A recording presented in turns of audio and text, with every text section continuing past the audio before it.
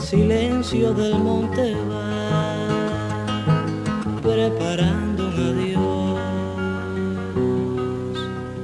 la palabra que se dirá in memoriam será la explosión. Se perdió el hombre de este siglo allí, su nombre y su apellido son fusil contra fusil. Se quebró la cáscara del viento al sur y sobre la primera cruz despierta la verdad.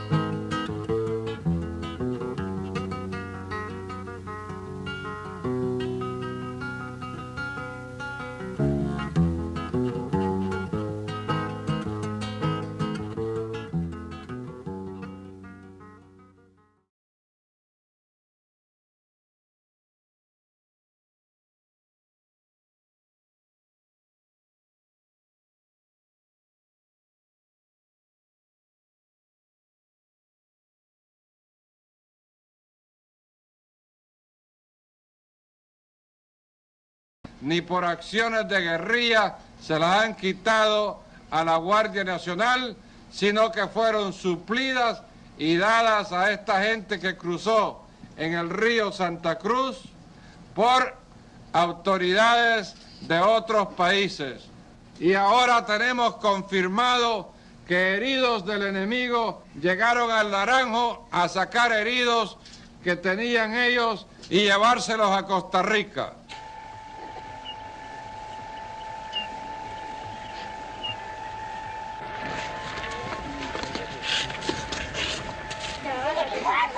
Güey, Fíjate. que se paren.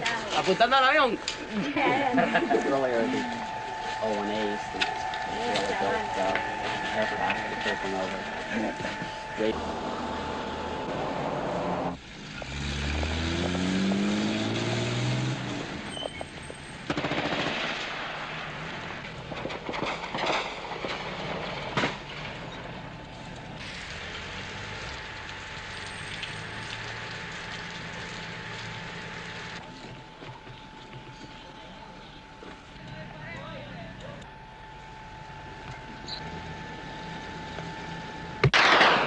Corría el año 1979, yo estaba en el programa Mónica Presenta, cuando una imagen recorrió el mundo. El periodista de la cadena ABC de Estados Unidos, Bill Stewart, estaba en Managua, camina hacia un retén de soldados, lo hace arrodillar uno de ellos, después lo hace acostar y le desenraja un tiro de fusil en la cabeza. Lo ejecuta. He got to the area where the guard motioned for him to get down. Bill got on his knees and was talking to the guard. The guard comes over to him and motioned to get down, face down, on the ground, which Bill did. But he kicked Bill, and we realized there was a problem. He moved back, motioned like he wanted Bill to put his hands on his head. Bill started to do so, and as he did, the guard took one step forward, as I recall, and shot Bill once in the head. Killed him. Esa imagen heló la sangre del mundo. Una y otra vez los canales de televisión repetían y repetían esas terribles escenas. Hicimos la nota del asesinato de Bill Stewart. En las imágenes no se ve, pero había muchísima gente a los lados de esa calle. Las entrevisté, hice todo tipo de investigaciones, inclusive en cierto momento éramos seguidos por una camioneta sospechosa que se adelantaba y luego se retrasaba. La demoramos a la camioneta, me bajé, los increpé por qué me estaban siguiendo, me aseguraron que no lo estaban haciendo. En fin, me quedó una nota muy buena. Lamentablemente, el gobierno militar del proceso prohibió que se emitiera. ¿Por qué?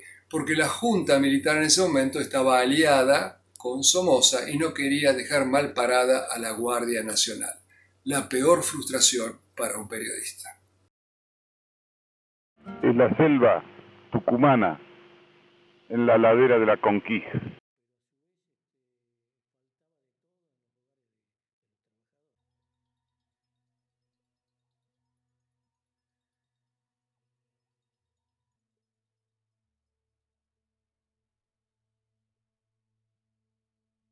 están haciendo acá, soldado? Estamos acá operando contra el enemigo. ¿Quién es el enemigo, soldado? El enemigo subversivo que nos quiere quitar la Argentina.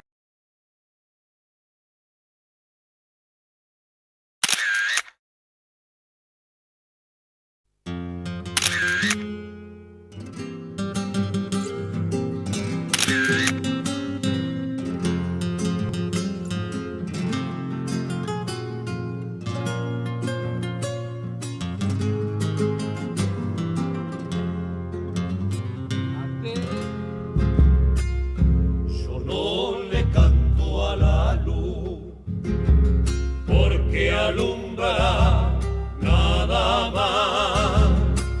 Le canto porque ella sabe de mi largo camino. Le canto porque ella sabe de mi largo camino. Ay, lunita Tucumán, tamborcito.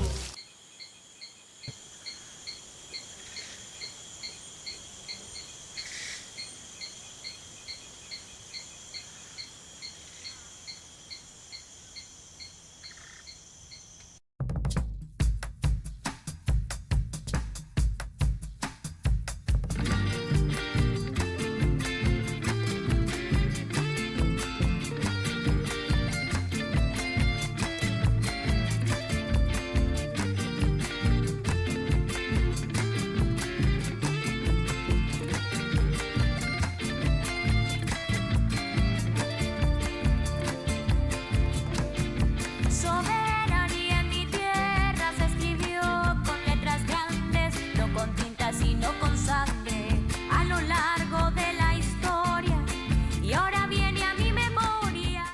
Sin duda es que este suceso es poco contado en la historia argentina, pues es un momento histórico dado que la campaña del ERP en Nicaragua ha sido considerada heroica en tierras centroamericanas. Fue en un café de París cuando los cuadros comprobados del ERP se reunieron para debatir cuál sería el futuro de la organización.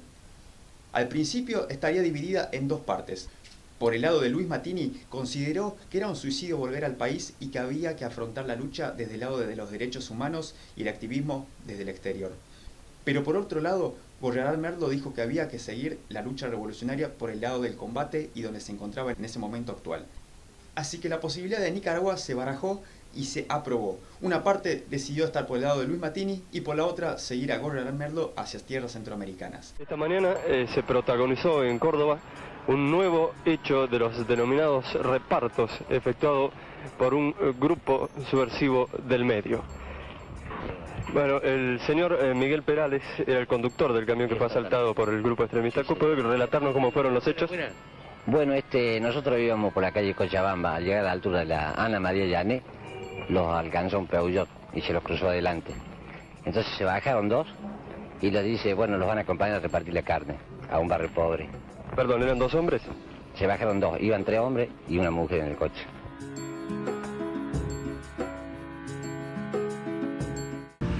Ahí se plantea una discusión que es conocida porque está publicada entre varios compañeros en la que toman dos posturas distintas. Unos que dicen hay que quedarse aquí en Europa, desarrollando la actividad por los derechos humanos y tratando de rescatar a nuestros compañeros de las cárceles y demás.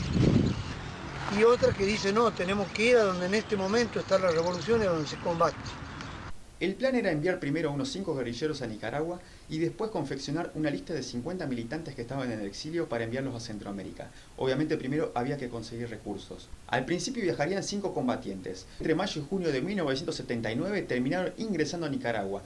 Serían incorporados al Frente Sur Benjamín Celedón, ubicado cerca de la localidad de Zapoa, donde había bastantes combates contra la Guardia Somocista.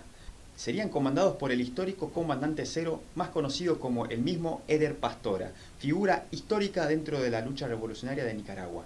No hay otra alternativa más que la de la victoria. Cuando un pueblo le pierde el temor a la muerte, no hay tiranía en el mundo que pueda someterlo. La particularidad que tenía el Frente Sur es que estaba integrada por muchas gentes de muchas partes del mundo. Por ejemplo, no solamente de Argentina, también guerrilleros de Tupamaros de Uruguay, de Chile, de Bolivia, guerrilleros de México, de Guatemala, y hasta también había mucha gente que venía de Europa a hacer tareas comunitarias.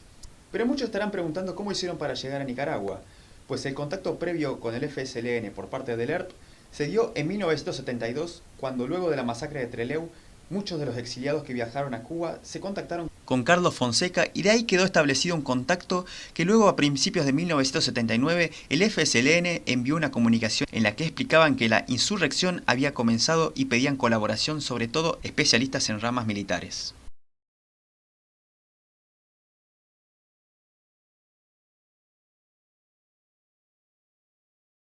Su problema principal, el hambre, las medicinas. Problemas que no han podido resolver, pues solo les queda alimentos para unas escasas horas.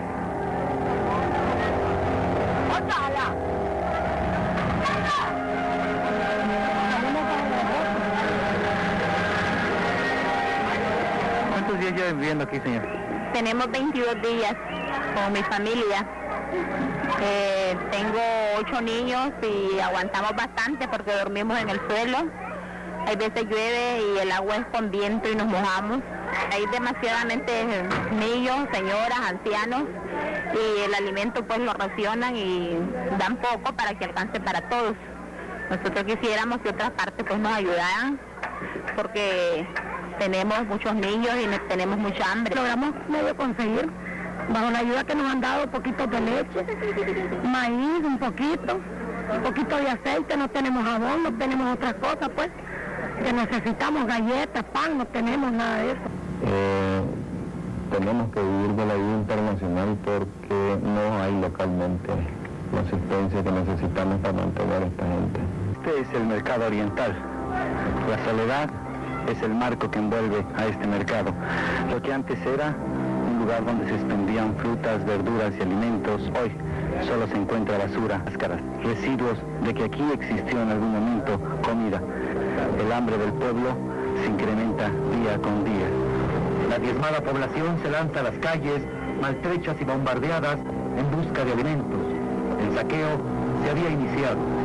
En esta acción participa la Guardia Nacional, que es la primera en acudir a los centros de abasto y después permitir, mediante una cuota por persona, la entrada de la hambrienta y desesperada población. Para poder entrar aquí hemos tenido que dar 50 córdobas en una de las entradas. Ahí todo estaba la pexicola antes. Y 100 córdobas más para entrar a otras bodegas, creyendo uno al menos que puede conseguir alguna cosa importante. Y ya estando adentro, las cosas las tienen acaparadas los militares. Y ellos pues las ponen a la venta. Entonces si uno quisiera contarlo a ellos, pero como no han dado para eso, porque uno cree pues, que puede conseguir algo para decir ayudar a sí mismo. La situación es a tal grado incontrolable que ni los disparos o bombas lacrimógenas impiden esta sustracción.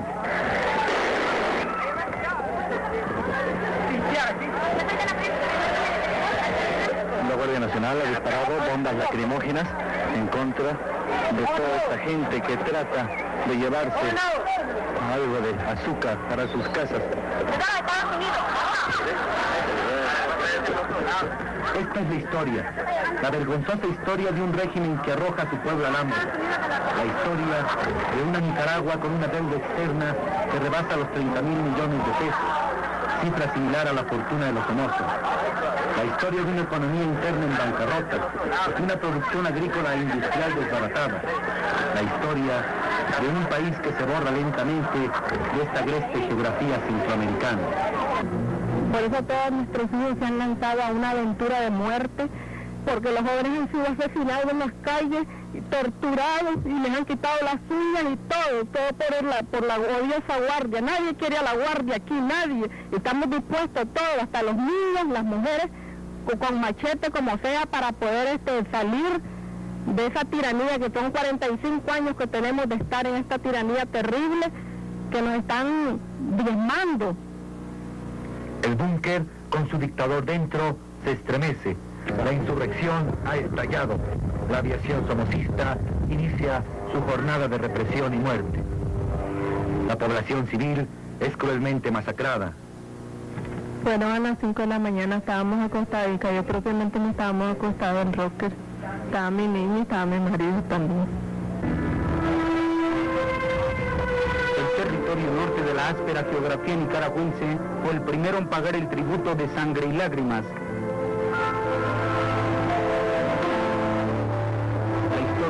Esta historia es de muerte y llanto en medio de escombros.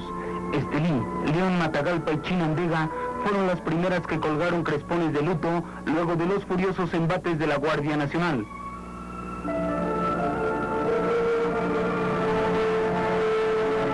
Sin embargo, los focos de resistencia se negaban a morir. Nosotros estamos gobernados por un equipo de delincuentes comunes en el poder. Nosotros estamos gobernados por un padre y un hijo loco, demente. Ya eso lo sabe todo el mundo. Y esto se tiene que solucionar en las próximas horas.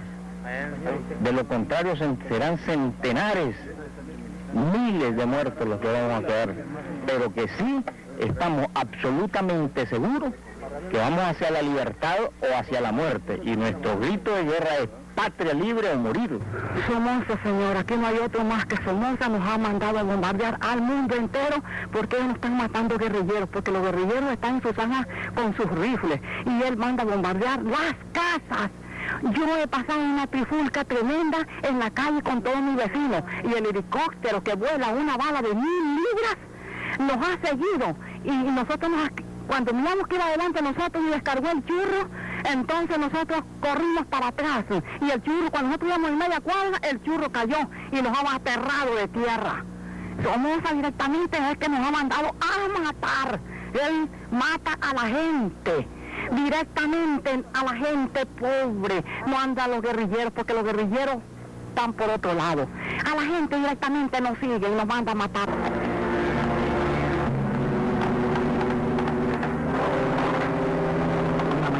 Cuando la victoria parecía tan lejana, la insurgencia nicaragüense tomó los viejos fusiles, los rústicos cañones y la desesperada decisión de marchar a la montaña.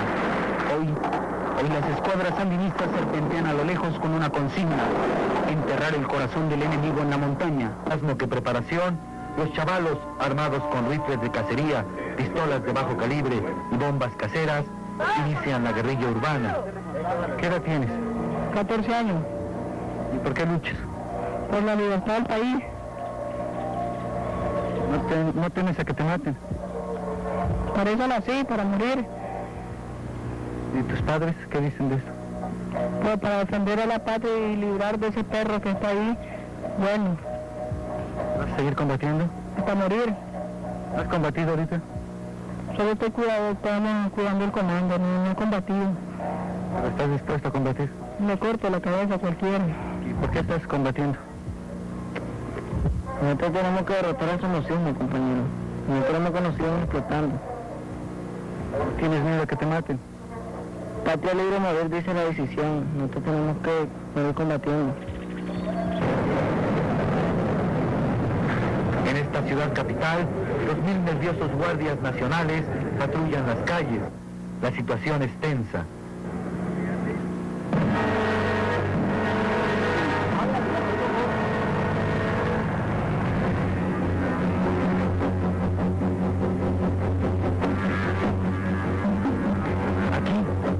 Se vale para contener al ejército somocista. Un desvencijado camión, los adoquines de las maltrechas calles, zanjas y botes o una maraña de púas. La cuenta regresiva se ha iniciado. Nos encontramos en el frente de fuego, aquí donde los sandinistas combaten con la Guardia Nacional.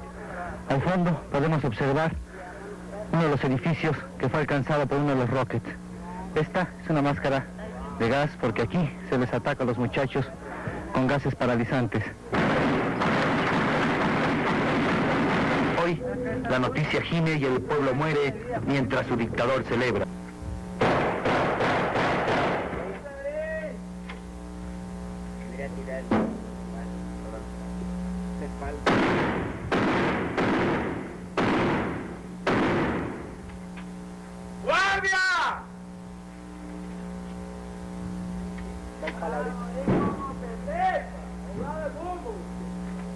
El palo, mire, ve el palo ahorita. Es el palo. Es el palo. Es el palo.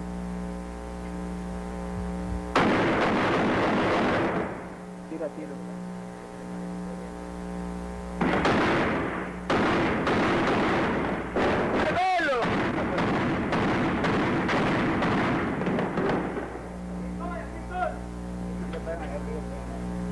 del almuerzo.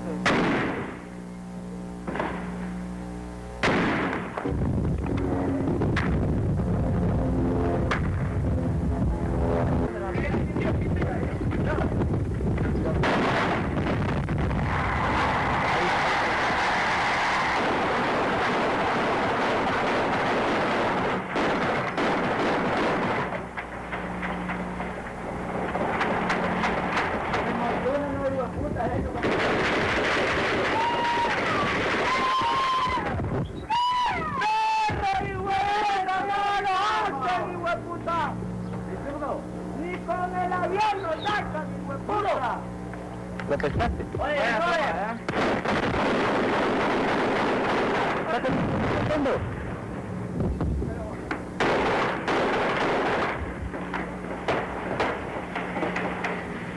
It is said that in every society it is the young men who fight the old men's wars. And that is especially true here in Nicaragua, for those who are fighting and dying on both sides are very young indeed.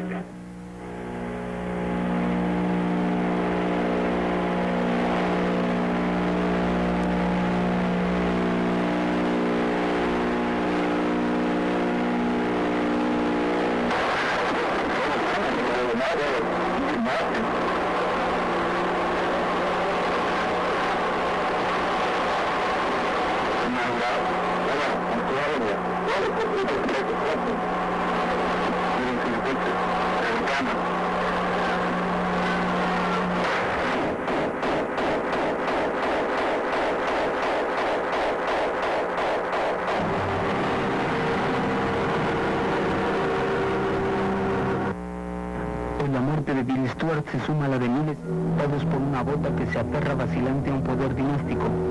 Han sido 43 segundos, los mismos pero traducidos en años, que lleva la familia Somoza encaramada en el poder. Hoy el general está solo, más solo que nunca. Con la muerte de Bill Stuart, se han conjugado dos elementos más de repudio, el de Estados Unidos y el de los corresponsales de todo el mundo aquí colocados, quienes acordamos lanzar una enérgica protesta pública por este derramamiento que se suma a los de millares de nicaragüenses masacrados por un necio afán. De la ejecución por parte de la Guardia Nacional de nuestro colega Bill Stewart y su intérprete Juan Espinosa. Members of the press, I have made this written statement. Oye, el general Alanza. And I ask you, Somoza, que hasta hoy piensa ya en inglés ajeno totalmente a su pueblo, tiene la lengua rota, rota y se escabulle en un mar de contradicciones. Busca la justificación para sus protectores de antaño, mas no por la muerte de 20.000 más que han quedado atrás atrapados en un recuerdo, o los que hoy guardan eterno silencio al pie de la laguna. Aquí, a escasos 400 metros del Palacio Nacional, hoy destruido, y a un lado de la laguna de Managua, se han encontrado por segunda ocasión, en solo 10 días, los cadáveres de sandinistas atados y ejecutados.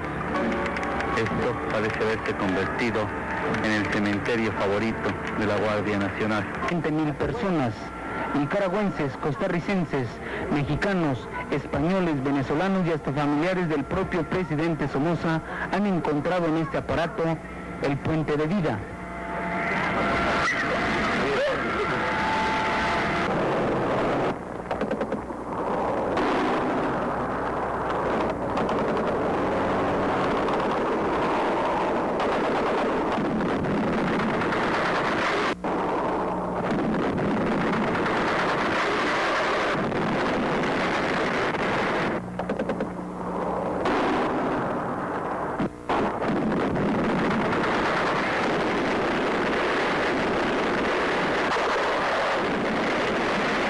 Regresiva se ha iniciado.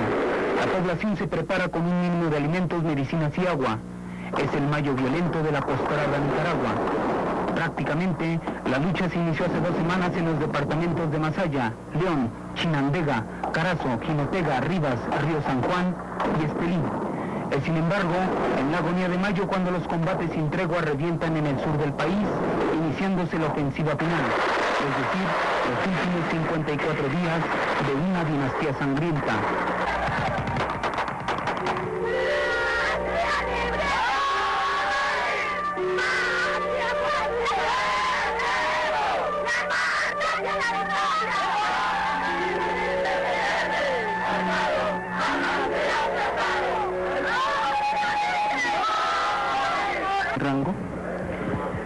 Armengol Lara Cruz, capitán de la Fuerza Aérea de Nicaragua. ¿Qué tipo de avión se trajo aquí?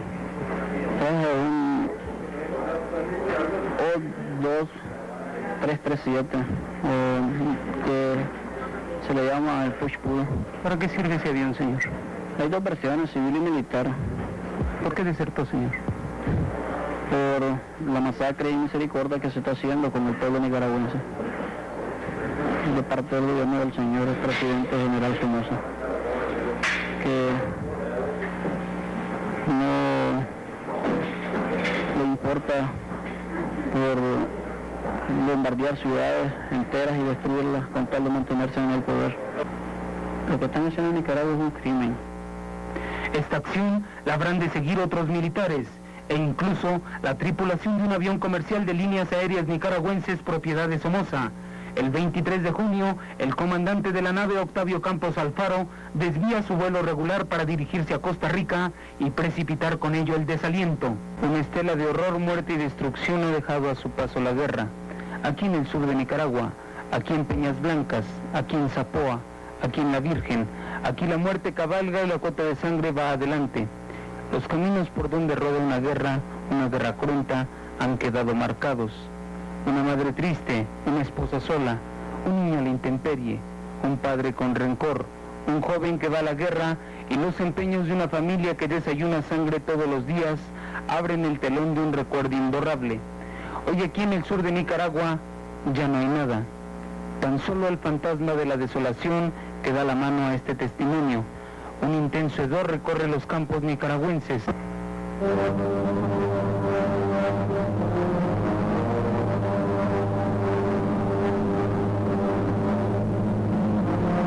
La ofensiva rebelde avanza incontenible por el sur. Llegando un carro. ¿Cuáles?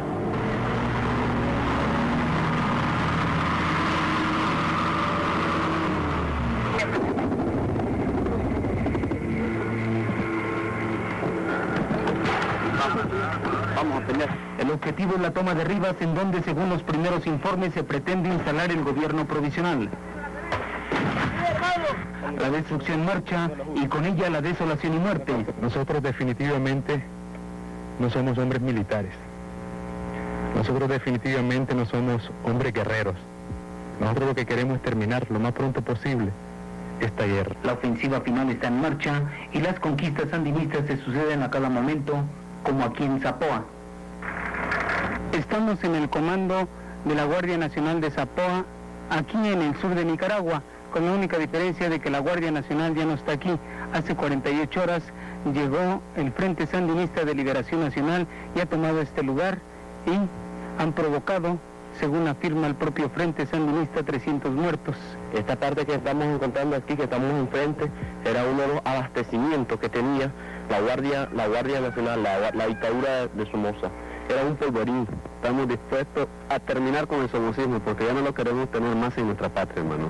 Estamos aburridos, porque lo que nuestros antepasados no pudieron hacer, hoy lo estamos haciendo nosotros. Es aquí en el sur de Nicaragua donde los voluntarios internacionales encabezados por Hugo Espadafora alientan la lucha.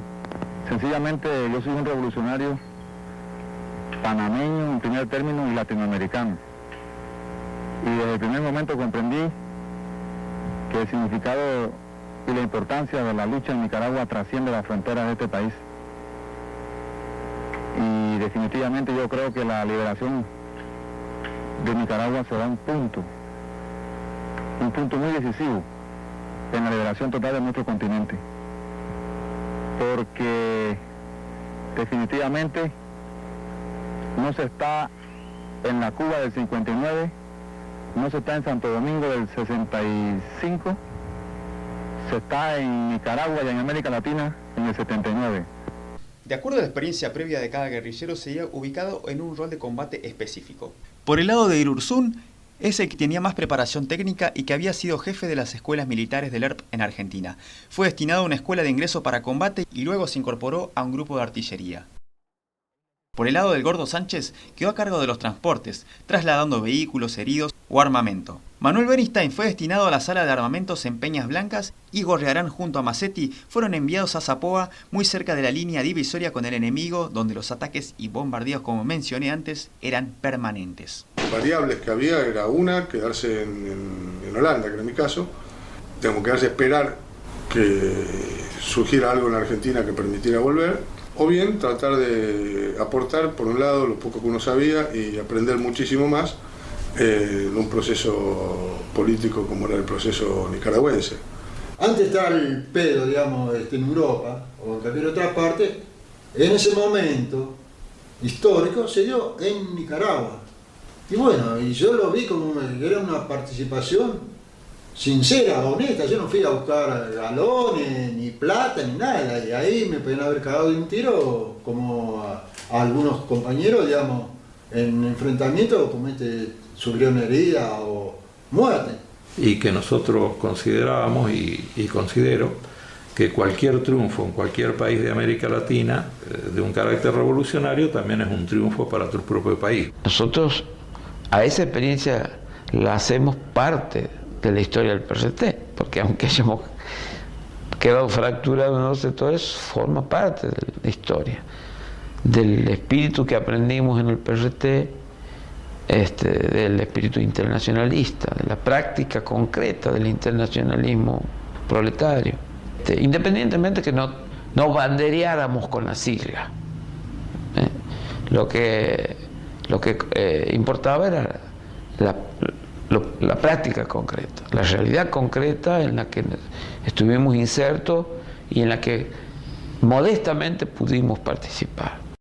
Hay dos compañeros que fueron militantes del PRT, cineastas como ustedes, no sé si los conocieron, bueno, que filmaron el Frente Norte. Ellos se internaron con columnas del Frente Norte, que se llamaba ya en esa época Frente Norte Carlos Fonseca Amador, y han filmado.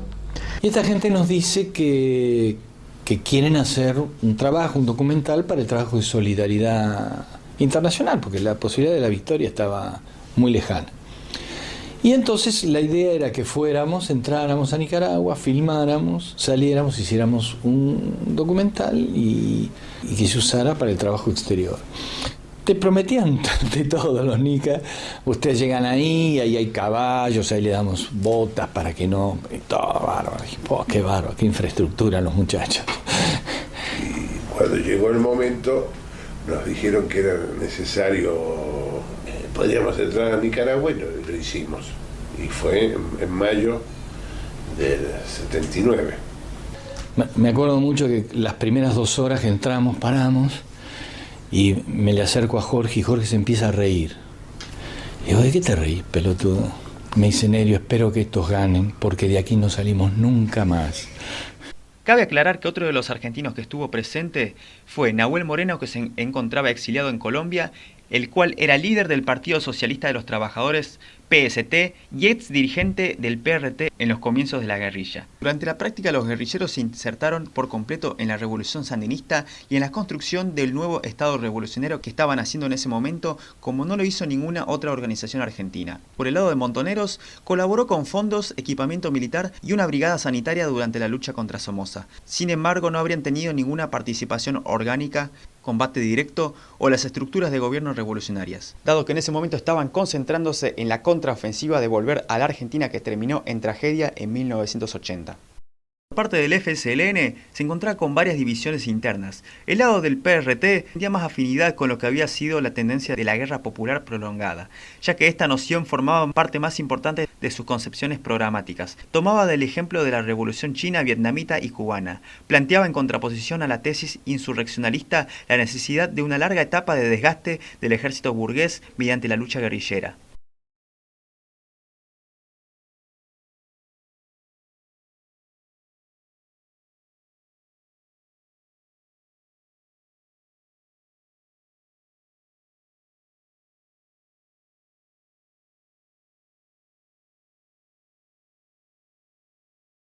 Fue el 19 de julio de 1979 cuando las tropas que estaban apostadas en el Frente Sur viajarían hacia Managua, capital de Nicaragua, para acoplarse a los festejos por el triunfo de la revolución entre civiles y guerrilleros. A las 6 de la mañana, en su avión privado, partió de Montemar rumbo a Miami. El hasta hoy dueño de Nicaragua cerró la última página de la historia de una de las dictaduras autocráticas más antiguas de América. Pero la función no había terminado. La alegría por la salida del estirpe quedó truncada cuando de la caja de Pandora salta Francisco Urcullo Meleaño. A la renuncia de Somoza, Urcullo es investido como presidente provisional, quien 6 horas más tarde, y luego de cruzarse la banda presidencial, anuncia que permanecerá en el poder hasta 1981. Como presidente de la República, excito a las fuerzas irregulares a disponer las armas, no ante nada ni ante nadie, sino ante el altar de la patria. La sorpresa se torna primero en estupor, luego en enojo para reventar en violencia. El Frente Sandinista de Liberación Nacional se dispone a tomar Managua a sangre y fuego. Nosotros ya no podemos llamar a un cese de fuego en este momento después de que el señor Urcullo, como buen somocista, trató de burlarse de la voluntad del pueblo nicaragüense. Sin embargo, serán los latinoamericanos quienes propongan a la Junta que salga a Nicaragua en la madrugada del 18 de julio, ya que de lo contrario, en unas horas más serán exjunta. Se decide y su arribo se produce en horas de la madrugada en León, la segunda ciudad en importancia.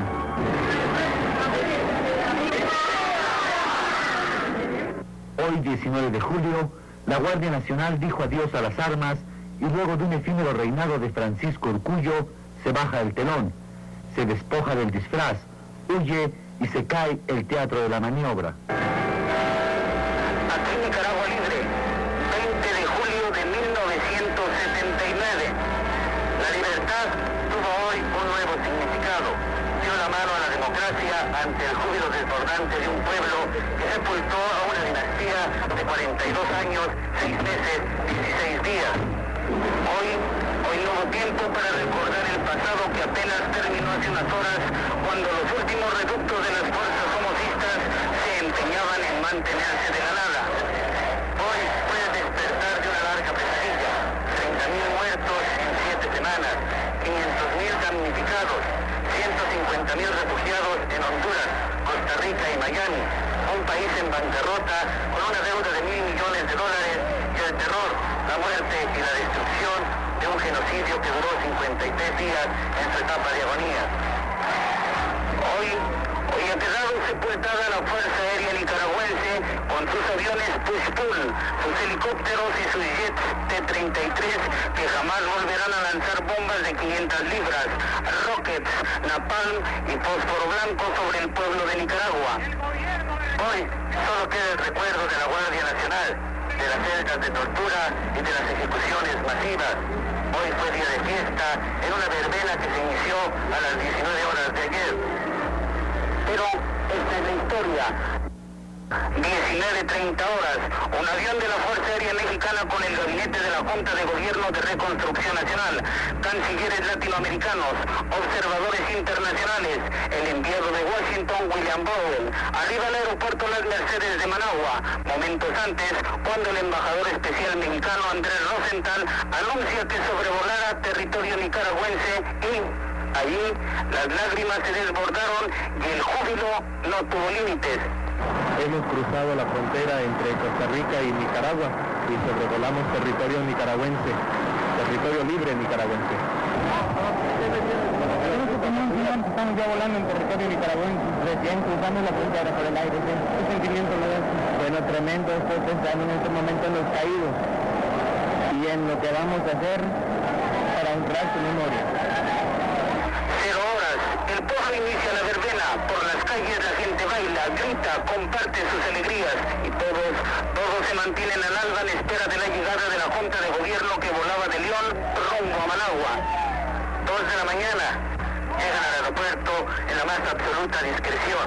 De inmediato se trasladan a un hotel cercano, pero ahí la sorpresa, la bienvenida fue estrendosa. Creo que después de 42 años de lucha, el pueblo nicaragüense ha llegado a un estado tal que difícilmente se le va a poder imponer nuevos amos, difícilmente nuevas dictaduras van a poder entronizarse en este país.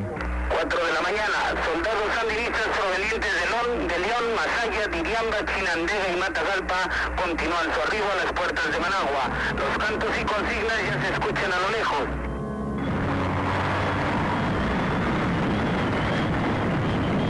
10 de la mañana, Radio Sandino deja la clandestinidad y en su primera emisión llama al pueblo a concentrarse en la Plaza de la República. Pero ya no había necesidad, millares estaban ahí. 11 horas, las prisiones del país abren sus puertas, los zapandos son clausurados y las salas de tortura destruidas. Es una silla donde sentaban a los presos y los torturaban, los golpeaban. La convención, el dicho popular de los nicaragüenses, los maquiaban, pues, y hacían lo que querían con ellos. 2 horas, millares de personas atibordan la Plaza de la República, hoy llamada Plaza de la Revolución. Todo es júbilo, cantos, vivas al Frente Sandinista y las consignas de Patria Libre. 12:01, aparece el ejército sandinista que horas antes se encontraba en las puertas de la capital. Toda la fusilería truena, pero ya no hay miedo. ¿Quién lo iba a ver? Si las campanas de la semidestruida catedral lloraban de felicidad ante la victoria a través de un interrumpido doblar de las campanas. Es la Managua que observamos en estos momentos, este viernes 20 de julio de 1979. El equipo de 7 días ha seguido la información a lo largo de 6 meses, los 6 últimos meses más difíciles de esta guerra nicaragüense que hoy llega a su término. Miles, millares, incontables personas nicaragüenses que llaman a la patria libre, que inician a partir de hoy una tarea, la tarea más bella, levantar de entre las cenizas un país que quedó destruido.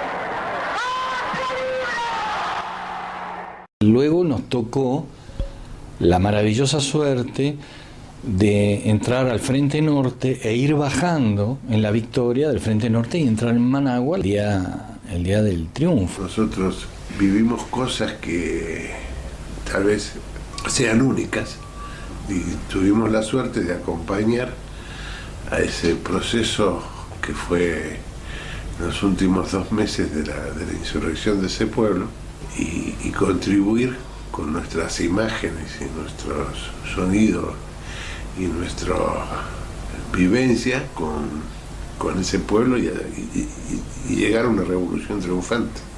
Nicaragua era la ratificación de que sí era posible vencer al enemigo y de que sí era posible gestar un proceso revolucionario aún contra la adversidad que significa tener adelante a una dictadura, tener adelante enfrente, mejor dicho, a un ejército pertrechado por los Estados Unidos y tener adelante a la amenaza permanente del imperialismo norteamericano. Eso mostró nuevamente que las razones por las cuales habíamos combatido estaban vigentes, pero además mostró también que los métodos que usamos para combatir eran los correctos.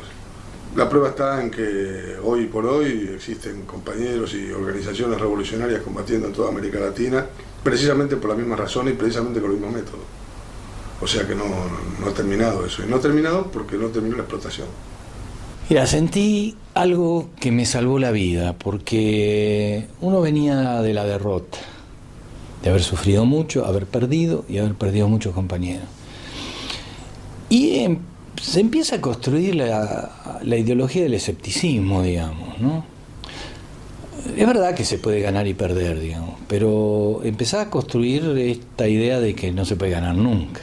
Y ese era un pueblo en victoria, y era una organización triunfante, y era la gente en la calle con las banderas, habían ganado. Era lo que nosotros habíamos querido hacer, que estaba hecho en otro lado. Y para mí fue revelador, digamos, revelador porque es verdad que esto sí se podía hacer.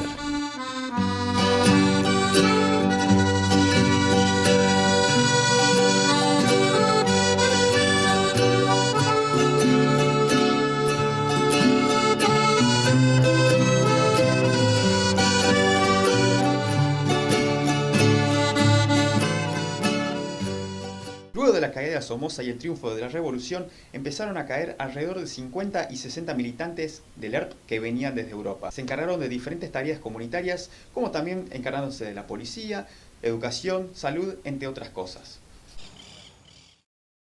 A los 3 meses que estábamos ahí, se produjo el triunfo revolucionario. Y entonces, bueno, teníamos una lista de compañeros, alrededor de unos 50 compañeros más que estaban preparados para para incorporarse a la lucha, digamos, contra Somoza, cosa que no pudieron concretar porque terminó el régimen de Somoza. Pero son compañeros que después sí fueron a Nicaragua y participaron en la lucha para contrarrestar la contrarrevolución posterior. Algunos volcando la experiencia que uno tenía en la organización de la Policía Nacional Sandinista. Hubo compañeros, por ejemplo, médicos, enfermeras, que se integraron en lo que era el hospital, en las tareas, digamos, de sanidad en los hospitales. Bueno, como yo te conté, realmente que no, mi idea no era seguir en Europa, sino continuar la revolución donde se pudiera. Bueno, en síntesis, que llego en noviembre del 79 y en el aeropuerto Augusto César Sandino era un aeropuerto súper chiquito, eso que te bajás del avión y caminás por la pista. Y quienes nos estaba esperando eran Santiago y el Gordo Sánchez.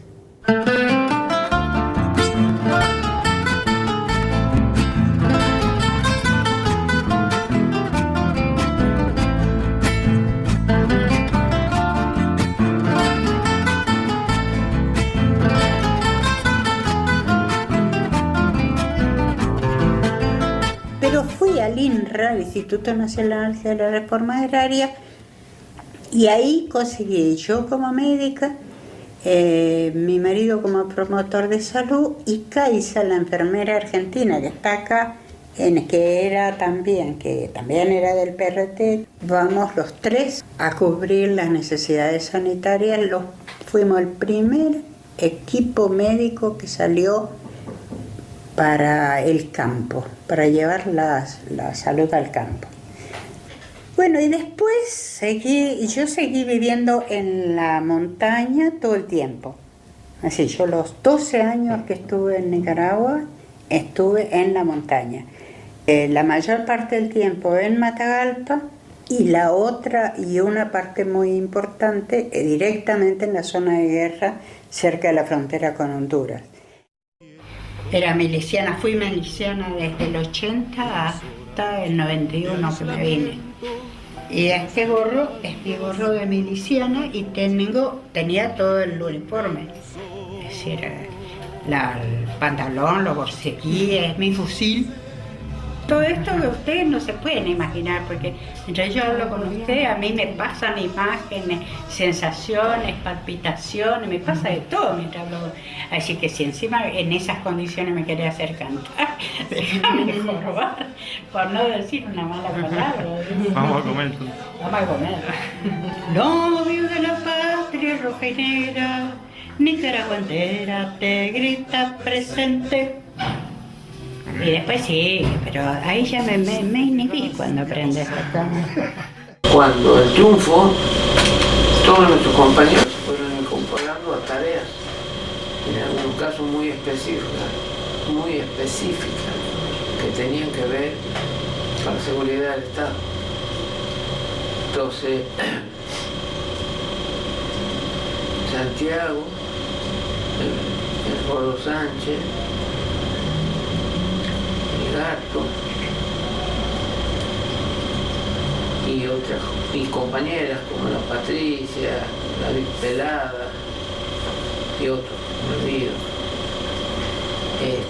participaron en la organización de los aparatos del Estado, de las policías, por ejemplo, nicaragüenses. Entonces, en los organismos donde les tocó estar, por ejemplo, fortalecieron las autodefensas para controlar qué pasaba en la línea de frontera, qué pasaba con los que estaban del otro lado, con los contras, si entraban, no entraban, quemaban un dispensario, quemaban una escuela, había combate, asesinaban civiles. A todo esto participaron ellos, cuando yo llegué, con otro grupo también participamos, realmente, el ejército de frontera. El proceso de construcción del nuevo Estado revolucionario no sería nada fácil. Gurriarán Merlo en sus memorias comenta que la organización del Estado revolucionario era un caos, pero obviamente eran los primeros años de la revolución. Se tuvo que aprender todo aceleradamente. Prácticamente la totalidad de los aparatos estatales estaba desarticulada. Comentaba también que estaba todo por hacerse, todo por organizar, el Estado, el Ejército, la policía, pero aún éramos guerrilleros, comentaba Gurriarán Merlo. Todo el mundo sabía muy poco al respecto, éramos asesorados por los cubanos, teníamos iniciativas propias, pero todo se hacía con responsabilidad, con la conciencia que debíamos esforzarnos por mejorarlo. Estamos llegando al pueblo de Villanueva, junto con la retaguardia de las fuerzas sandinistas que han tomado este pueblo anoche en duro combate con la Guardia Nacional. Conscientes de la importancia del momento histórico que estamos viviendo, no estamos limitando solo a consignar los hechos, solo a dar una consignación gráfica del ambiente que se vive en este momento.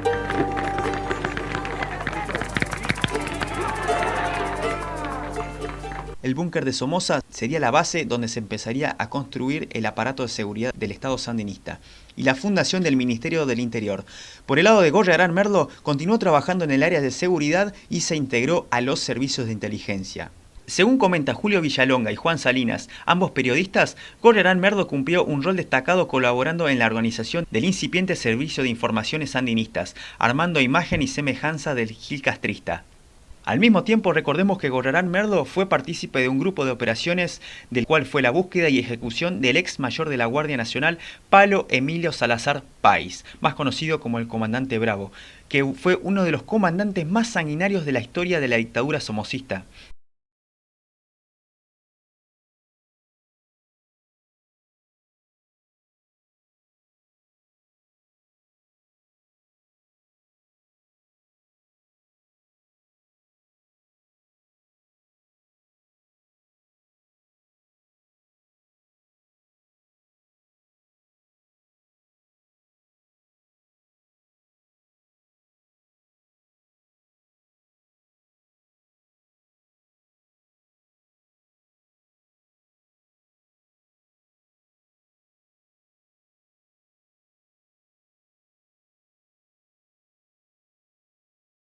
Masacre de Belén, 15 de julio de 1979.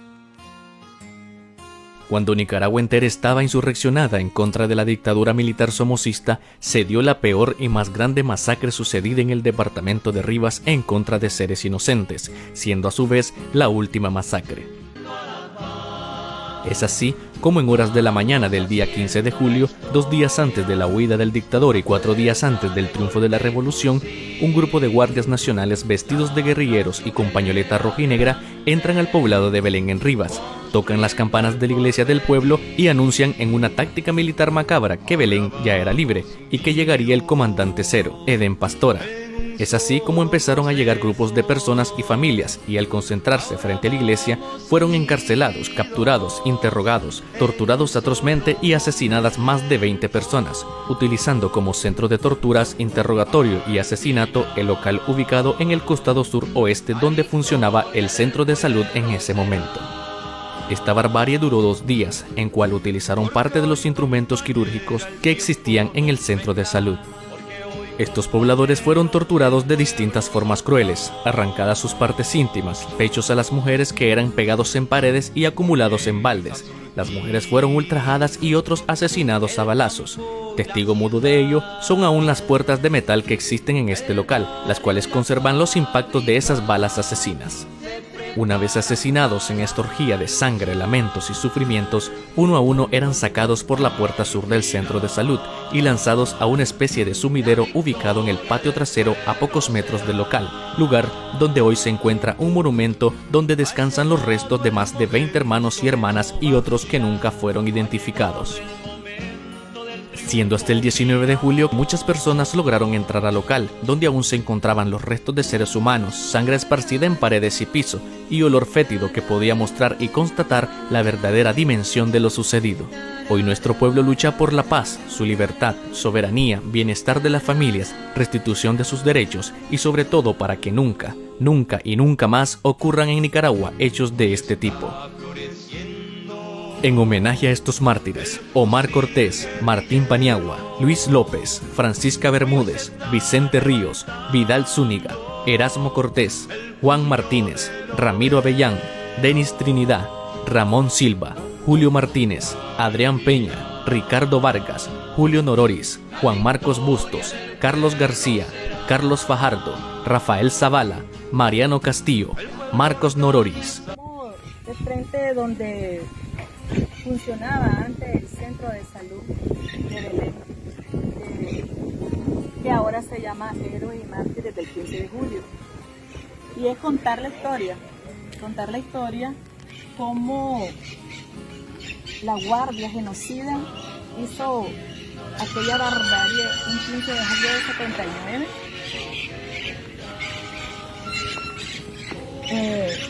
Se tomaron en esa época, asustaron a la gente, engañándola. Por supuesto que gente que se prestó también a eso, que tocaron las campanas y decían que ya era el triunfo, y muchos veníamos para acá, pero gracias a Dios también mi hermana y yo veníamos, pero gracias a mi tío que nos regresó, si no, quién sabe, también estuviésemos en esa lista. Pero bueno, aquí estamos, Dios sabe por qué hace las cosas. Y ese día la gente se engañó, pensó que ya habíamos triunfado y cayeron en emboscada. Aquí hubo tanta gente que la mutilaron, que las mutilaron sus partes, les hicieron sanganadas. Igual en la iglesia, en el atrio de la iglesia, si ves aquí, es una iglesia antigua. Pero cuando después del triunfo esa iglesia quedó perforada también de balas, y ahí también mataron a mucha gente y las acarreaban para acá. Cuando nosotros el 19 de julio ya tocaron de nuevo las campanas y nosotros ya bajamos, la familia donde estábamos refugiadas en esa época, sí, ahora sí, decían sí, ahora ya era el triunfo. Entonces logramos entrar. Y nos dijeron la barbaridad que había pasado. Nosotros veníamos fatal porque mi hermana también andaba en la guerrilla y la desesperación de nosotros venir es ver si ya mirábamos a mi hermana. Pero nos vinieron y nos encontramos con esta barbaridad, esa atrocidad. Yo agarré un pañuelo con colonia Meme, me la tapé y entré porque esto era fétido, horroroso. Entramos por esta puerta donde había cantidad de sangre en las paredes, si ven, todavía en estas puertas aún se mantienen balas. Todo esto era pura sangre, por todos lados, en el piso, en las paredes. Aquí funcionaba un consultorio en esa época. Ahora es la escuela para la juventud. Ahora funciona la escuela para la juventud. También está una oficina de MIFAM. Y entramos aquí y en las gavetas, había gavetas aquí, en el escritorio, estaban las mutilaciones que hicieron. Tucos, miembros, todo esto era horrible, todo eso era horrible. Logré llegar y fuimos, porque no solamente yo, no me acuerdo quiénes más andaban, pero bueno, yo entré y venimos acá. Miren cómo está esa puerta, pura bala, aún se mantiene. Nunca se ha querido cambiar porque es la historia. Entonces salimos acá. En esa época en todo esto no había construcción, todo era un patio y había un sumidero aquí. Un sumidero que era boca pequeña, la boca era pequeña pero ancha. Se supone que hay 22 quedaron en ese pozo. que fueron los que se oían, según vecinos, se escuchaban los lamentos, que al parecer que no, ni siquiera los echaban muertos ahí. Después de mutilarlos, así vivos los metieron. Y el último que logré ver y reconocer fue al difunto Vidal Zúñiga, era el zapatero del pueblo. El zapatero del pueblo, y le decíamos cariñosamente Vidalón porque era un hombre hermoso, alto. Entonces eso fue lo que yo logré ver el propio 19 de julio, y pues posteriormente se hizo, los que estaban en esa época hicieron el monumento a los héroes y mártires del 15 de julio. Nosotros cogimos para la montaña, donde un familiar, él nos dijo, váyanse, yo las alcanzo, y él nunca llegó. Después anduvimos nosotros buscándole donde otro familiar y nada, no lo habían visto. Entonces parece que él quedó aquí, ya iba para allá donde nosotros, y se encontró con un amigo, y se vino con el amigo para acá a la plaza, y ahí fue donde lo agarraron. Yo vine porque estaba con idea de él, de allá de la montaña, me vine a buscarlo. Pasé por la casa, no estaba, y encontré una señora y le dije que si ya podía entrar aquí a la plaza. Y entonces me dijo la señora que sí, que ya no había nada, ya la guardia se había ido. Y entonces yo fui ahí a ver, pues, porque me dijeron que estaban un poco muertos, para ver si lo miraba a él. Y entonces yo voy a la iglesia, veo el Poque Castillo, las bancas desordenadas, y me dicen que los muertos no son ahí, que son en el centro de salud. Me voy para el centro de salud, ahí una pila que había en la entrada estaba llenita de sangre, y entro ahí al centro. Lo primero que veo es un sombrerito de él, un sombrerito blanco de lona, y le pregunto que dónde es que están los muertos, y me dicen que es allí en el pozo. Y ya yo me fui a asomar, y a Dios, pues, para que supiéramos dónde había quedado él. Ahí estaba encima él, junto con don Vidal, el zapatero. Era redondo abajo, pero encima era un cuadrito, porque estaba con concreto, y era un cuadrito nada más. Y habían unos tubos para abajo. El centro de salud estaba pura sangre. Anegado de sangre, porque los habían decapitado, y montones de mecanos, donde los habían cruzado de la iglesia al centro de salud, y posteriormente, como había un pozo que no se utilizaba, quitaron la tapa y ahí lo echaron. ¿Alrededor de cuántas personas?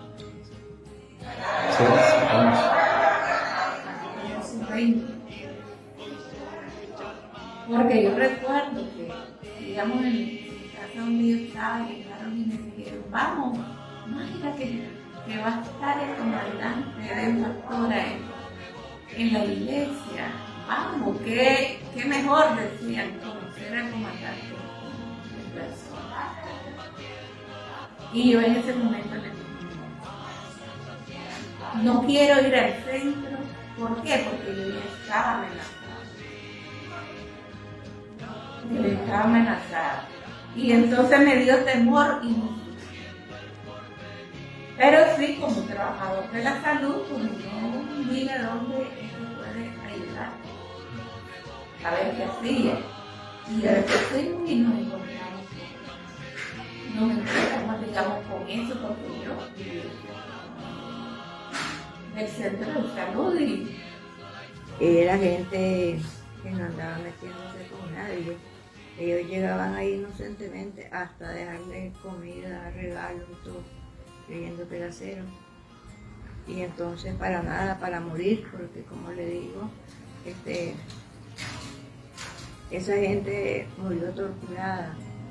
Y la gente después habló que porque a mí me habían agarrado la guardia, que me habían arreglado los pilares de la iglesia y que me habían agarrado 40 guardias y que iba a aguantar yo con 40 guardias. Y yo quedé como deprimida, triste por lo que la gente decía. Pero una maestra de San Jorge me dice, Yo también eso le dije a mi hija. Triste, me dice, con la cabeza agachada. Si eso que te pasó, me dice, no te hicieron nada, me dice, levanta tu cabeza en alto, me dice, porque vos fuiste víctima. Ahora vamos unidos en un solo proceso.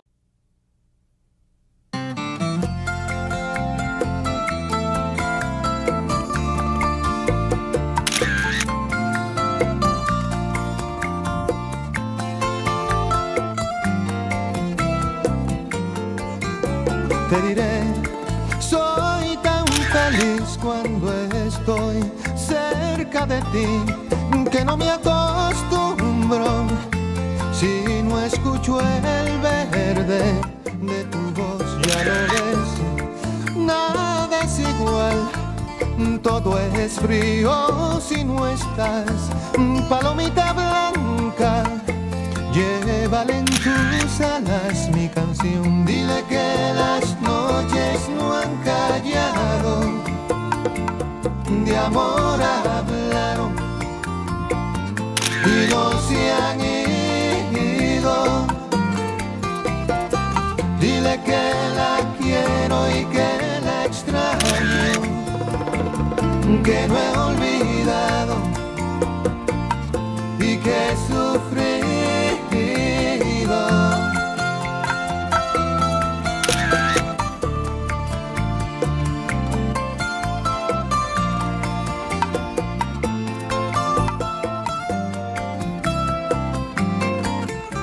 Ya lo sé, cuento mi error, pero entiendo que el amor todo lo perdona y nunca se acaba. Corazón, ya lo ves. ¿Gorriarán es inocente? Van a tirar la baranda. Por favor, muchachos. Muchachos.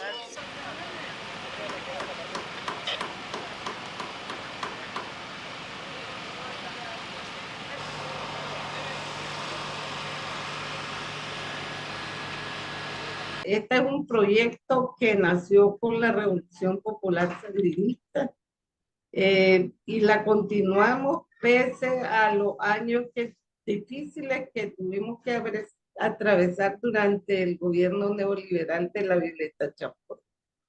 Vimos la necesidad de implementar una biblioteca. Ya sabes, con el cambio tecnológico, los libros como que están pasando a un ladito, y entonces ideamos una forma de que tanto los niños desde lactantes tuvieran la opción de tener un libro en sus manos. El 1 de abril del 22 inauguramos la biblioteca. Es la primera que hay en nuestro país. Y qué mejor que ponerle el nombre de nuestro compañero Enrique Gorriarán, porque es un hombre visionario, inmerso en la lucha de América Latina por y para los sectores más desposeídos de la sociedad. Él fue consecuente, un ejemplo de ser humano. Entonces nosotros a nuestra biblioteca, en nombre de él, lleva su nombre y funciona. Rosario, Y ahí, sí. ¿Cómo conociste a Enrique? ¿Cómo se dio ese primer encuentro con ustedes? Obviamente en contexto del tema de plena revolución. ¿Cómo pareció la vida de ustedes? ¿Sabían quiénes eran ellos?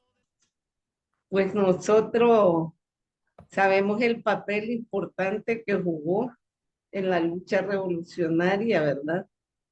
Su amor por Nicaragua, prueba de ello que aquí estuvo uno de sus nietos, Camilo, y él siempre quiso venir aquí creo que durante el gobierno de la Violeta Chamorro no lo dejaron entrar. Y ahí estábamos pendientes de su andar, todo lo que hizo tanto por nuestro país, por la liberación, por la paz que tuviésemos los nicaragüenses. vale la pena manejar en la memoria y en la historia de Latinoamérica, de que solo unidos podemos vencer. Él dejó la lucha armada y iba por la lucha política cuando desgraciadamente pues le llegó su hora final, ¿verdad?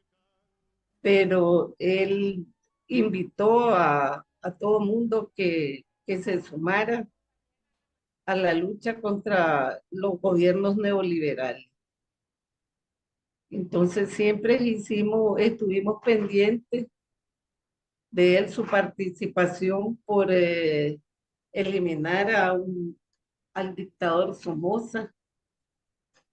Qué mejor ejemplo, puso riesgo su vida por el amor a este país y por su labor, porque él al final dijo, bueno, unámonos todos contra el neoliberalismo.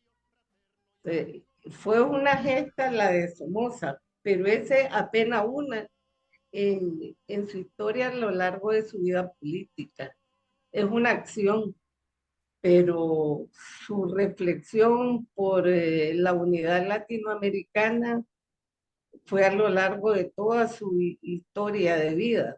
Ejemplo que hoy tiene vigencia, que tenemos que unirnos los latinoamericanos por el bien común. Contanos un poco, Rosario, antes de lo que fue la Revolución Sandinista, ¿ustedes qué se dedicaban en esa época, previa a los sucesos? Tanto en lo personal como en la labor comunitaria. ¿También estaban con el tema de la educación también? No, es que antes del triunfo de la Revolución éramos, la gente de mi generación éramos jóvenes.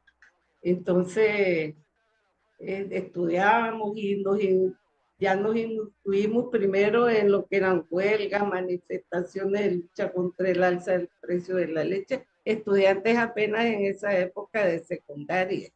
Es un ejemplo a seguir de que las fronteras nosotros mismos las creamos. Y si tenemos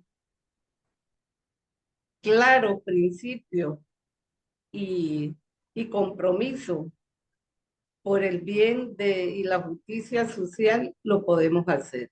Ese es Gorriarán Merlo, un hombre que no se puso fronteras en su vida, que su amor lo expandió desde el sur hasta el norte. Publica en España la noticia del asesinato de Anastasio Somoza, exdictador de Nicaragua. Anastasio, hijo segundo de la dinastía Somoza, fue muerto por un bazooka en las calles de Asunción, República del Paraguay, país que le había concedido asilo político. Sus restos descansan en paz en Miami. La policía paraguaya montó rápidamente un amplio dispositivo policial y, según las últimas noticias recibidas en 7 días, un miembro del comando había sido detenido y otro murió cuando la policía fue a detenerle. En el momento de grabar esta información, el resto del comando parecía localizado.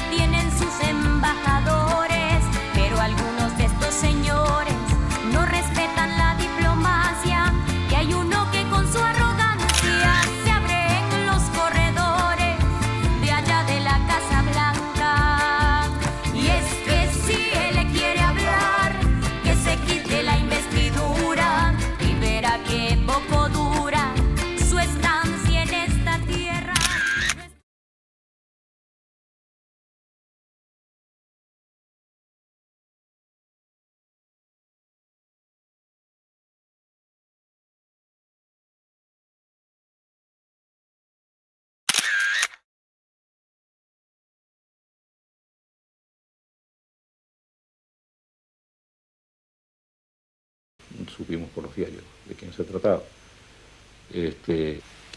Entonces me encuentro ante esa situación y bueno, yo tiro sobre él, ¿no? Tiro todo el cargador, eran 30 disparos sobre el chofer, que era un general que había sido de la Guardia Somocista, jefe de la seguridad, sobre Somoza, y un acompañante que iba con él, que no identificaba quién era. Lo conocí a él solamente ya después del hecho. Y él muere 24 horas después del hecho. Yo estaba acá todavía. ¿Usted se encuentra como para ver? No me preguntan en qué confiar para pasar por eso yo sé que pasó a Torinda y volvió otra vez. Yo le conseguí la canoa con el cual pasó a Torinda. Pues yo dije, él se salvó y volvió otra vez. Pues quedó con mente, el piso es una casa de ladrillo, pero ahí cuadrado. Una vivienda bastante modesta. Él levantó un ladrillo bajo la cama y puso el documento los nombres de los policías. Y volvió eso para salvar.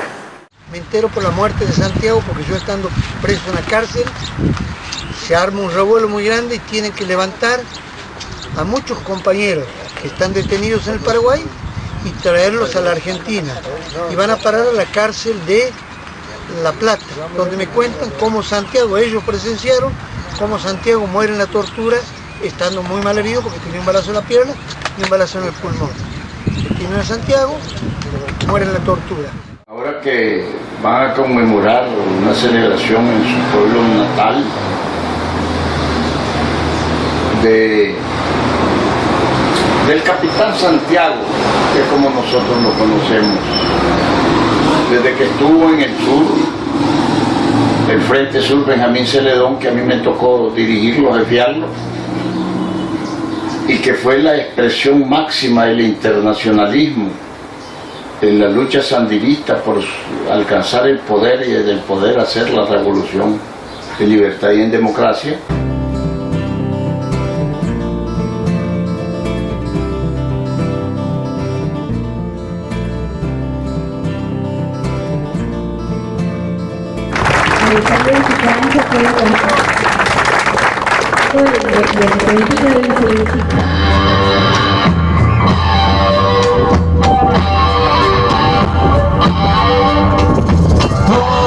Decime de dónde no encuentro al hombre, lo quiero hallar.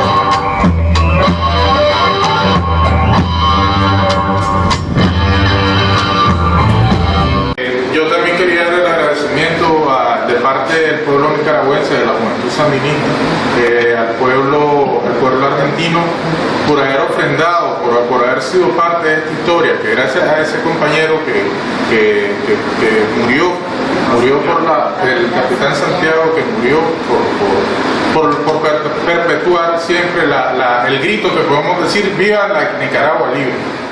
Le queremos regalar esta bandera al pueblo argentino y al capitán Santiago, que todavía seguimos en la lucha, la juventud sandinista de Nicaragua. Cuando Somoza escapa de Nicaragua, eso lo produce el 17 de julio, 2 días antes del triunfo definitivo, el 17 de julio del 79, bueno, él va inicialmente a Estados Unidos, pero ahí no tiene la recepción que esperaba, porque justo estaba Carter en el gobierno, que fue como un impasse en la doctrina de seguridad nacional, ¿no? Entonces él ahí se va a Paraguay, no solo por la protección que le iba a brindar Stroessner, que es más o menos lo que comúnmente uno tiende a pensar cuando ve los personajes, sino por el vínculo con la dictadura argentina. Yo siempre digo que en Nicaragua también vivimos el Plan Cóndor. Nosotros sabíamos la participación En realidad la Argentina todo el tiempo estuvo hostigando a Nicaragua desde el principio. Obviamente, si acá había una dictadura, en todo el continente había dictadura, era lógico. No íbamos a pretender que las dictaduras apoyaran. Y también, contrariamente a lo que se cree, el primer grupo de asesores que tuvo la contrarrevolución nicaragüense fue argentino. Los norteamericanos recién entraron cuando gana Reagan las elecciones, que autoriza el apoyo. Y ahí es donde se encuentran con los argentinos, tienen contradicciones entre ellos, etc. Entonces cuando nosotros actuamos contra Somoza ya estaba este grupo ahí instalado y ya la actividad de la contrarrevolución había comenzado. Es decir, lo que quiero decir es que no fue una operación de venganza por lo que había hecho Somoza antes, sino que fue una operación, una emboscada, digamos, al dirigente de la contrarrevolución nicaragüense en el marco de una confrontación armada nueva que se había dado después del triunfo sandinista, ¿cierto? El Somoza estaba haciendo contrarrevolución desde el Paraguay. Entonces, que un grupo de compañeros argentinos en una acción, si vos querés, internacionalista, o lo hubiera justiciado a Somoza, a mí personalmente no me sorprendió ni me pareció mal. Y al mismo tiempo también como lamenté que en esa acción hubiera caído Santiago, ¿no? Sí, supimos de Gorriarán por lo de Somoza. Y tengo un recuerdo, sí, gracioso, si se puede decir, de una chilena que había tenido noticias más precisas, una exiliada también. Y dice, de Somoza quedó solo el bigote. Y nunca se nos olvidó esa descripción, porque fue un bazucazo, ¿no? Ustedes lo recuerdan, ¿no?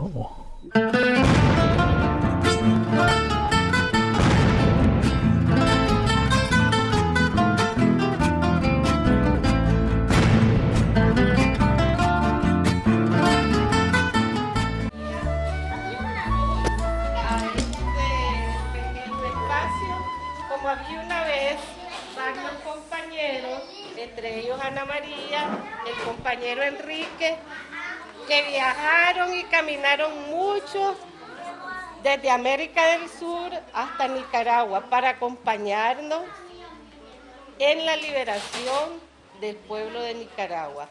Hoy le damos una bienvenida en este pequeño espacio que se llama Enrique Gorriarán Merlo, otro compañero que amó mucho a Nicaragua y que a lo largo de su vida luchó para que en el mundo haya justicia social, como lo hizo el Che, como lo hizo Sandino, como lo hizo Carlos. Denle una buena bienvenida a la compañera.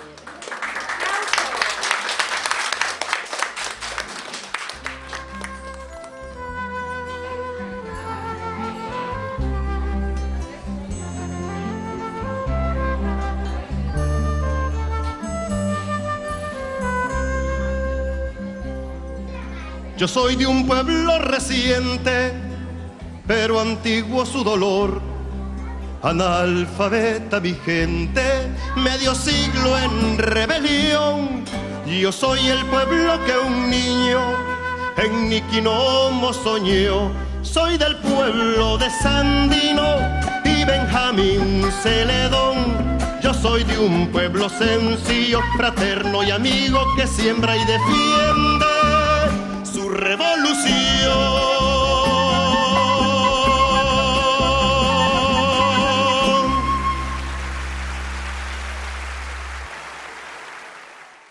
Una de las más inolvidables experiencias periodísticas de toda mi carrera la viví junto a José Luis Cabezas en Managua en 1995. Resulta que había caído preso en México el guerrillero argentino Enrique Gorriarán Merlo, que era buscado desde 6 años antes por el copamiento del cuartel de La Tablada, acá en el Gran Buenos Aires, y fuimos a reconstruir sus pasos por aquella revolución sandinista que lo tuvo como jefe de inteligencia en la llamada División Quinta, que era como la CIDE de Nicaragua. Gorriarán, viejo referente del Ejército Revolucionario del Pueblo, el ERP, en la Argentina, había tenido un papel casi de prócer para el sandinismo, ya que fue quien organizó, reclutó al grupo y ejecutó el asesinato del ex dictador Anastasio Somoza en Paraguay en la primavera de 1980, un año después de la toma del poder por parte del sandinismo. Nicaragua, en 1995, cuando viajamos con José Luis, estaba gobernada por Violeta Chamorro, que era la viuda del dueño del tradicional diario La Prensa, cuyo asesinato había sido el disparador de la revolución, esas chispas que encienden la mecha de la bomba, ¿no? Los sandinistas, tras una década gobernando, habían llamado a elecciones y las perdieron y ganó Chamorro. Aún así, seguían teniendo una grandísima influencia en las estructuras del Estado, sobre todo en las Fuerzas Armadas y Policiales e incluso en agencias de seguridad privadas encargadas de vigilar edificios y espacios públicos, entre los cuales estaba, por ejemplo, la Casa de Gobierno. El entonces expresidente Daniel Ortega y su hermano Humberto eran los hombres fuertes de aquella estructura militarizada que no estaba en el poder, pero casi. Ni bien llegamos a Managua, Cabezas y yo fuimos seguidos e investigados de cerca. Se nos llegó a mencionar en el diario sandinista Barricada como agentes de inteligencia argentinos interesados en averiguar los vínculos de Enrique Gorriarán en el país. Después de varios fracasos telefónicos pidiendo una entrevista con Daniel Ortega por carriles oficiales, supimos por los diarios que esa tarde iba a encabezar un acto en homenaje a Carlos Fonseca, el mítico fundador del Frente Sandinista de Liberación Nacional, asesinado por el somocismo. El acto iba a ser frente a la catedral. Nos dirigimos al lugar, semidemolido por frecuentes bombardeos y frecuentes terremotos, con la expectativa de conseguir un relato relevante sobre el papel de Gorriarán, que por otra parte sabía de nuestro viaje porque antes de salir yo mismo lo había visitado en el penal de Villa Devoto. No había mucha gente en la plaza, serían unos 100, no más. Ortega hizo su discurso y al terminar, Cabezas se alejó unos pasos para tomar fotos en perspectiva mientras yo amagué avanzar hacia el orador al grito de comandante de la revista Noticias de Argentina, y no alcancé a terminar mi presentación porque quedé de rodillas y sin respiración por el codazo en el estómago y la traba desde atrás que me propinaron coordinadamente dos militantes sandinistas, mientras José Luis era forzado a quitar el rollo o entregar la cámara. Había rollo en esa época, no había cámaras digitales. Obviamente no hubo nota con el presidente con el hoy presidente nicaragüense, que en aquellos días militaba por volver. No quiero dejar pasar como una suposición personal la idea de que, aparte de recibir unos golpecitos, fuimos investigados y seguidos en Managua. Los dos periodistas nicaragüenses que habíamos contratado antes de viajar desde Buenos Aires y casi vivieron con nosotros en el Hotel Camino Real, uno era de la prensa y el otro del mismo Barricada, fueron los que nos confesaron que ellos mismos habían tenido esa tarea desde que llegamos, o sea, seguir y comunicar nuestros pasos. Fue en la cena de despedida que nos organizaron con otros colegas en un restaurante, donde nos pidieron perdón por ese trabajito a los abrazos y entre brindis, y de chapa me presentaron a una de las hijas mellizas de Gorriarán Merlo, a la cual nos habían ellos mismos impedido acercarnos con excusas, artimañas, pero bueno, siempre con gran elegancia. Tampoco nos dio nota la melliza, pero bueno, al menos brindó por nuestra salud con una cervecita.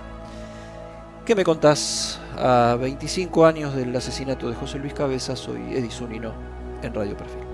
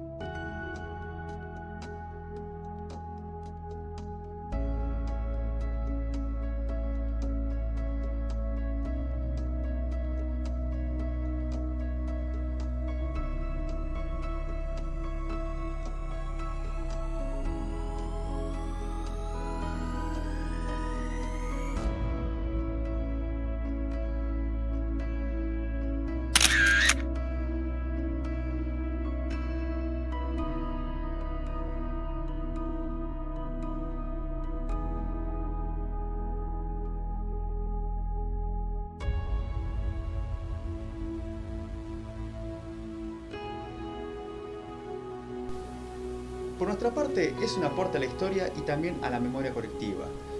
Soy Juan Pablo Molina y esto fue un nuevo documental para El Costado del Camino Producciones.